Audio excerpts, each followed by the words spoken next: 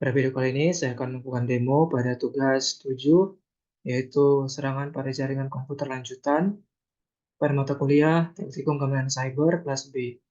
Sebelum itu perkenalkan, saya Daniel Pasaribu dengan NIM 2102 1106 127. Kita langsung saja masuk pada lab-nya. Pada lab yang pertama itu ada lab Exploring DNS Traffic. Nah, jadi pada lab ini terdapat 3 part. Yang pertama itu part Capture DNS Traffic, Explore DNS Query, dan Explore DNS Response. Pada part yang pertama, kita diminta untuk melakukan capture pada DNS traffic. Di sini kita diminta untuk mendownload dan menginstal suatu tools yang disebut dengan Wireshark. Nah, di sini saya telah mendownloadnya, mendownload Wireshark dari website www.wireshark.org. Di sini kita langsung pasang saja, langsung kita install. Saya kemarin taruhnya di sini di download, kemudian di sini ini kita klik 2 kali, kemudian kita yes. Dari sini kita next saja, tapi jangan lupa baca panduan dari modul. Oke, yes. Kemudian kita note.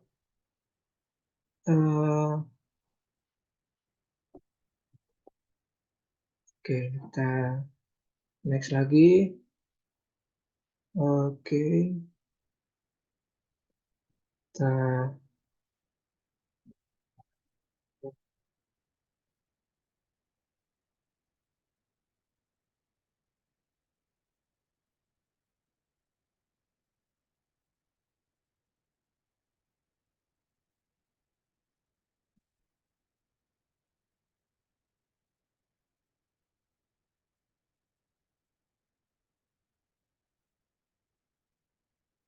ini kita next. Kemudian ini kita next lagi. Kita next. Oke.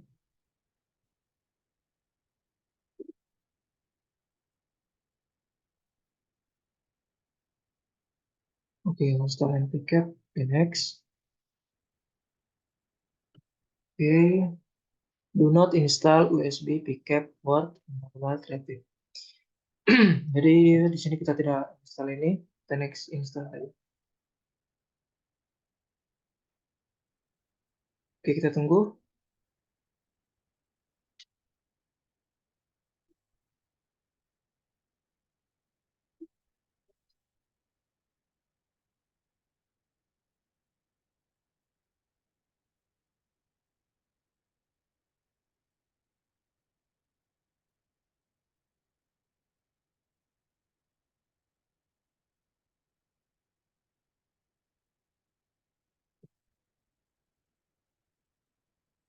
Oke, sudah. Kemudian kita ini untuk npcap-nya. Kita I agree. Kemudian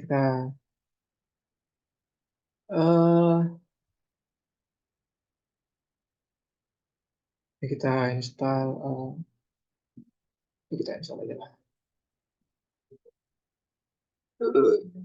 Oke, kita tunggu.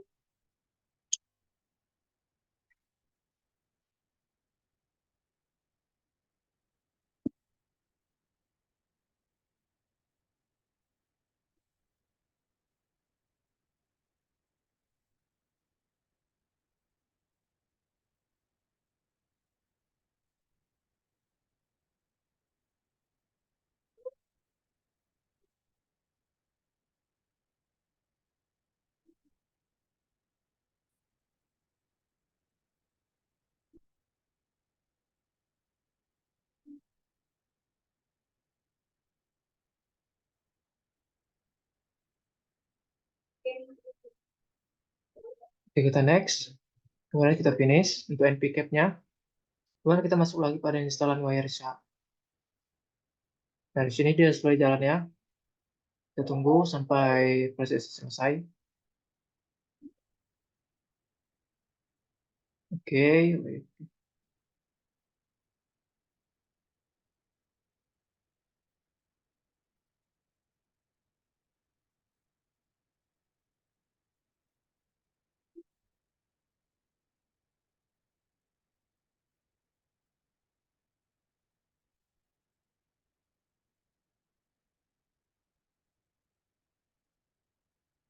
oke, complete. Kemudian kita next. Kemudian kita finish. Setelah itu kita buka Wireshark-nya.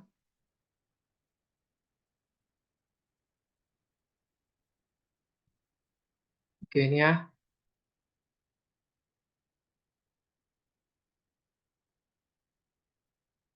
Oh,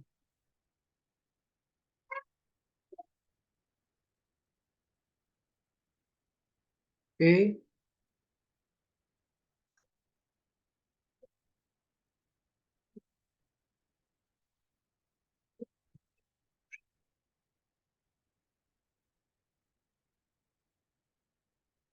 Nah, di sini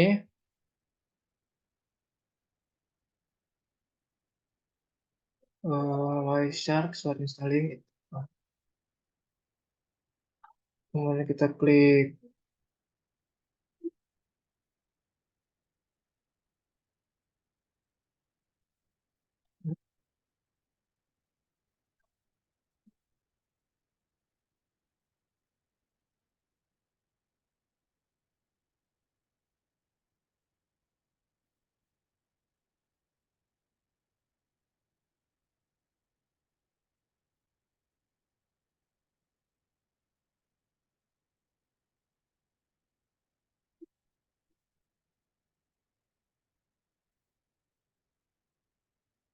Nah, kita capture untuk Ethernet.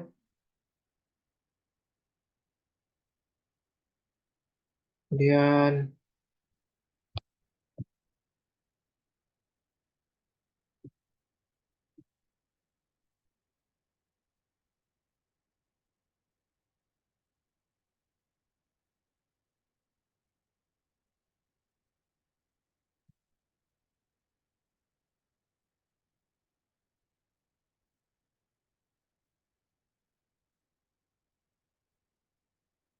untuk di command prompt kita diminta masukkan perintah ipconfig slash plus dns. Kemudian kita enter aja.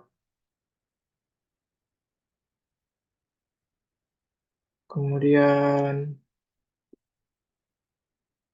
ns look up, ns look up. Kemudian kita enter. Default server address, oke ada.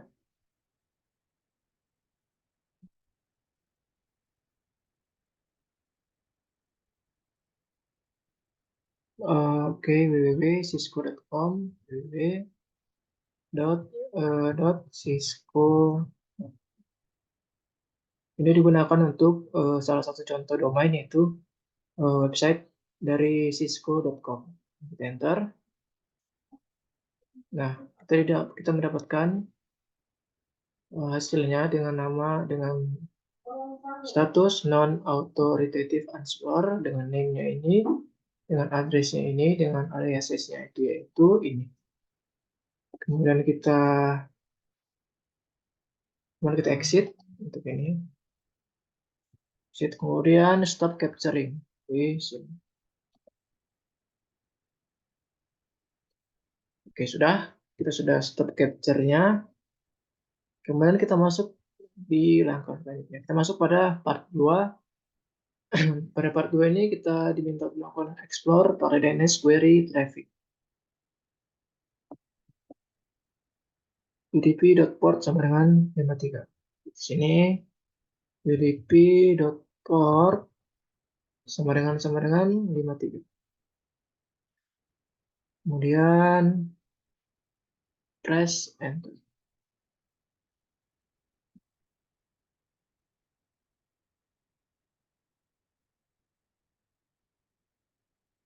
Oke, tidak ada.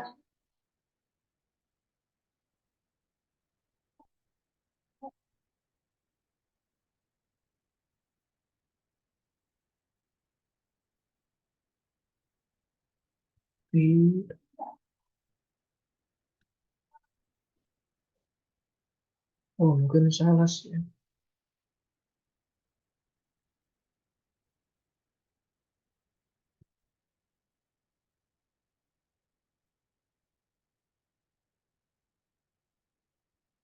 Coba pakai yang WiFi ya. Kemudian oke, kemudian di sini kita clear. Oh,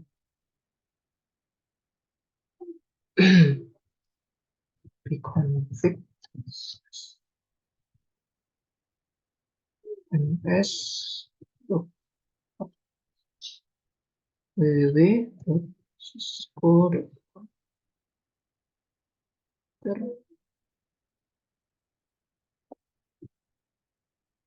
Ini kita exit. Oke,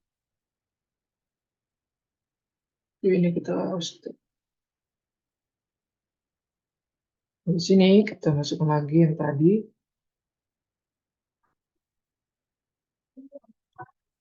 yaitu ini. Kemudian kita cari UDP. Nah, ini ada ya. Port.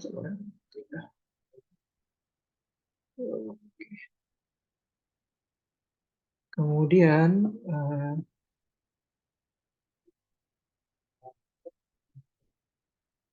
UDP.ports. Kemudian kita cari di sini yang www.query.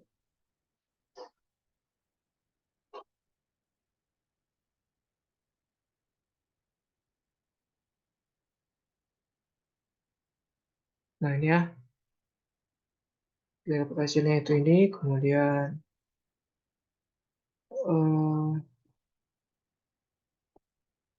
standard query 0x atau 0 kali ini ya, 0x 0. Ini ya, kita dapat di Wireshark-nya kita telah mendapatkan capture dari Cisco. Kemudian kemudian oke, di sini kita diminta untuk melakukan cek pada internet juga, dan user datagram protokol.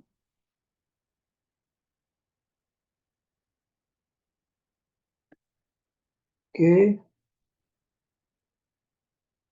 observe the Ethernet 2 untuk melihat details, dan observe the source and destination.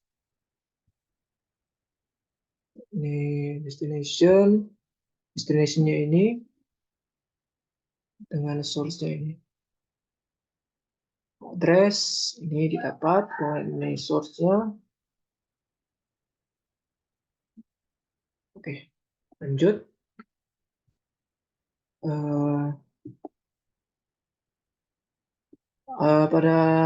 Pada ini muncul pertanyaan, what are the source and destination MAC address? Which network interface are these MAC address associated with? Jadi kami telah menjawabnya itu di sini.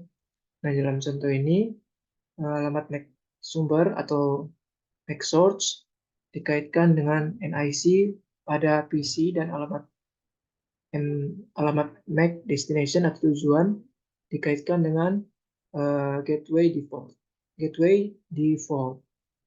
Nah, jika ada server DNS lokal, maka alamat MAC destination atau alamat MAC tujuan akan menjadi alamat MAC dari server DNS lokal itu sendiri. Jadi itu tuh jawabannya. Kemudian kita masuk pada bagian E, expand Ethernet protocol version. Observe the source and destination. Oke, IP version 4. Scroll ke bawah.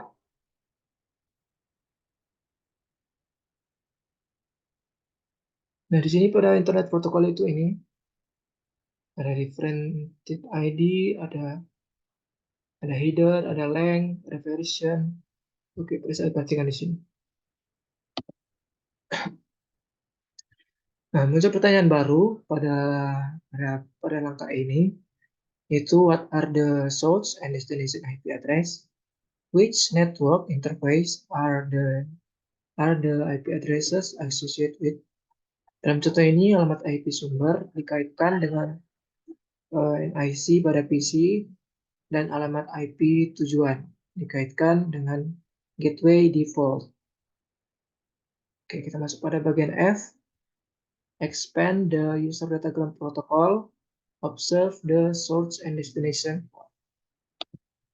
Kita di sini di observe user datagram protocol dengan nilai port 62284 dan destination port 53. Oke. Nah, karena di sini nilai portnya pada modul kemarin kami telah menjalankan ini juga, maka nilai portnya berbeda-beda gitu, tidak cenderung selalu sama gitu. Kalau di sini nilai port source portnya itu nilainya itu 62284. Namun pada modul pada jawaban kami port sumbernya itu 5772729. Sudah berbeda karena kami telah mencobanya kemarin. Sebelum kami membuat video ini, kami telah mencobanya terlebih dahulu. Dengan port tujuan yaitu 53 tetap sama, yang merupakan nomor port DNS default.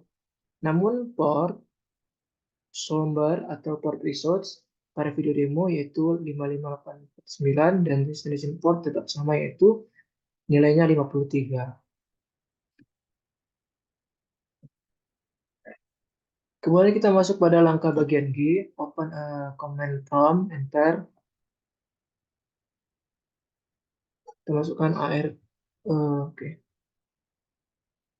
ARP min A, AR,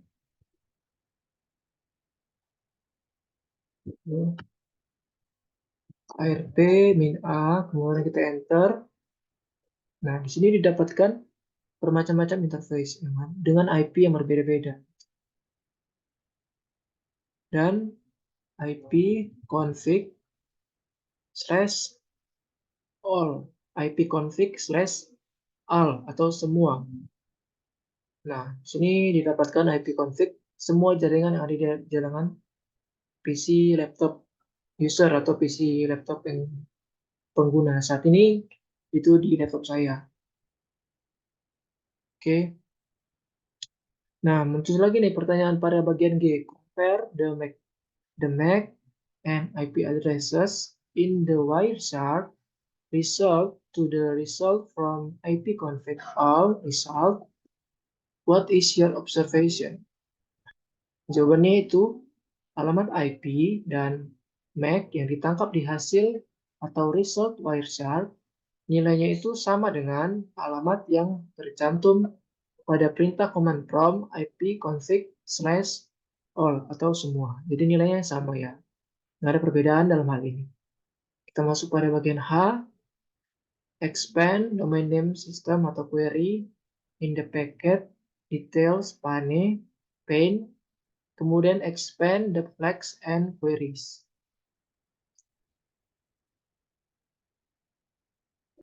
Oke, domain name system berarti di sini. Nah, di domain name system query ini terdapat transaction, flags, question, answer, RRS, authority, additional, dan queries. Oke, oke. Kita masuk pada part yang ketiga. Select the corresponding DNS packet label dengan nama standar query response 0x000 pagar www.cisco.com. Kita cari.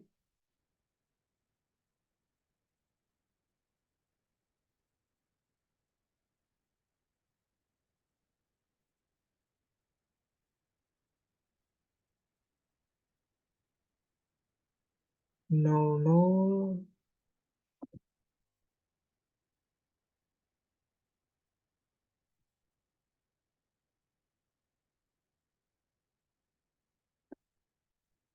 Oke.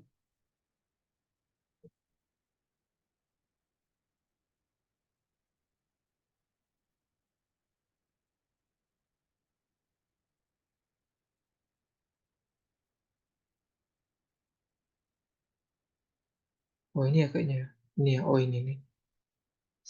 Oke, kita dapatkan yaitu ini pada di bawahnya bagian yang pertama tadi, kalau yang pertama tadi ini, kalau yang kedua ini. Kemudian pertanyaannya, oke, oke ini ya. Coba kita,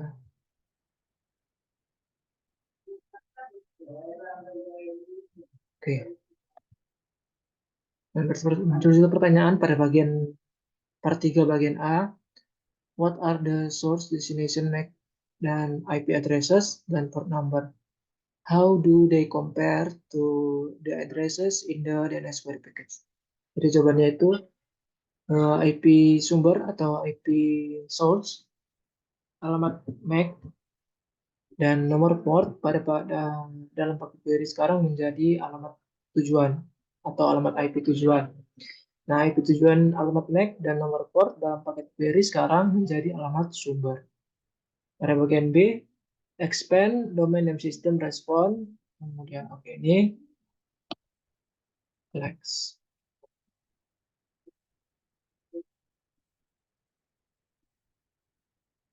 Observe the result, can the DNS server do recursive queries? Nah, jadi jawabannya ya. Jadi DNS itu dapat menangani pertanyaan yang bersifat rekursif atau recursive queries. Oke, pada bagian D juga terdapat pertanyaan. Observe the CNAME and records in the answer details. How do the result compare to NS lookup results? Jadi, jawabannya hasil di Wixart harus sama dengan hasil di NS lookup di command prompt atau terminal yang telah kita buat tadi. Oke, untuk mengakhiri lab exploring DNS traffic, di sini terdapat dua pertanyaan reflection atau dua pertanyaan refleksi. Yang pertanyaan pertama yaitu, from the Wireshark result, what else can you learn about the network when you remove the filter? Nah, pada hasil Wireshark, apa yang yang dapat dipelajari tentang network ketika menghapus suatu filter? Nah, kalau diartikan seperti itulah ya. Nah, jadi jawabannya itu begini. Tanpa filter, hasilnya menampilkan paket-paket lain yang tidak kita butuhkan. Seperti paket DHCP, paket di ARP. Nah, dari paket-paket ini, informasi yang terdapat di dalam paket-paket ini, kita dapat mempelajari perangkat lain yang fungsinya dalam suatu LAN atau local area network. Kemudian pertanyaan refleksi yang kedua yaitu, how can attacker use Wireshark to compromise your network security? Nah, kalau diartikan itu, bagaimana bisa penyerang dapat menggunakan Wireshark untuk mengelabuhi atau mencuri masuk ke dalam keamanan jaringan.